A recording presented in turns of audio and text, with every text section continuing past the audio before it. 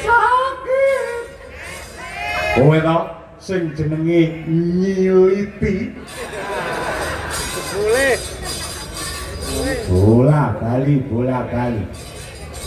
Angger lakon apik-apik ketekan durga marai rusak. Kowe iki racun ngendel-ngendelake dipeh kowe iki bojone Bathara Guru biyen. Kowe iki ngatasé wong wedok sing nyatane dinut karo golonganmu pirang-pirang ing ngatasé wong wedok yasinan wong wedok do pengajian nek ra oleh karepmu piye,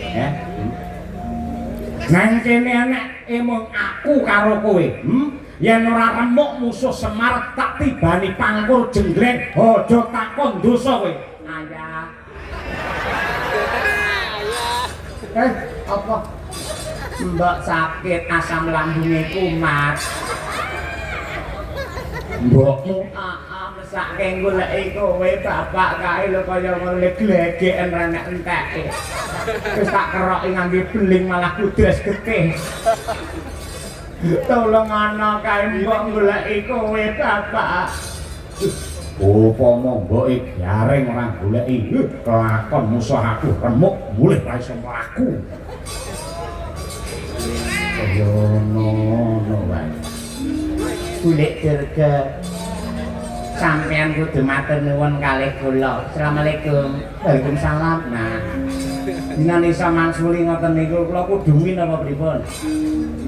Sampean kudune matur nuwun kalih kula. Mergo kula ngerti Semar niki pun ngamuk tenan kalih jenengan, ngamuk punggung Suratantaha, mongko sampean posisine pun lemah-lemah ngeten iki. Sampeyan mboten ngerti ta Semar niki pun nggawa lilin, nggawa pecut, nggawa borgol. Arep nyiksa kali sampeyan tujune kok kolangan kula pun nala wigareng nggih to. Upami mboten, Bu. Sampeyan kali bapak mesti dingenekke niki wae.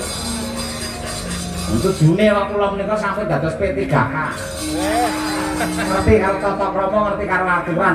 Umpama kula mboten ngerti karo aturan, bapak ten mriki sampeyan kali bapak mesti dingetenke niki wae. Ambak tuwek nika nekat. Mas. Aturane ya. Akhlakul karimahmu nang ndi ya? Isin-isin ora. Ngalih. Kowe iki diwetnae utek dikeki pikiran moral. Kudune lak iso mikir. Bulik Durga ki adike bapak. Genah adike bapak iso dingenekne. Iki uteke mikir iki piye. Bulik Durga ki adike bapak iki pernah iki tante ya. Parandene tantene iso dingenekne lho Mas aku. Kebangetan ora.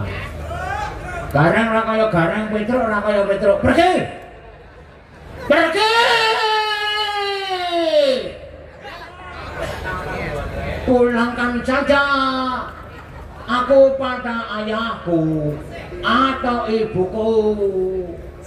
Anake Semar ana sing bejaji, gareng ora kaya gareng. Petruk ora kaya Petruk. Bareng dikeki kamar penak malah ora sing kena digugah. Ora.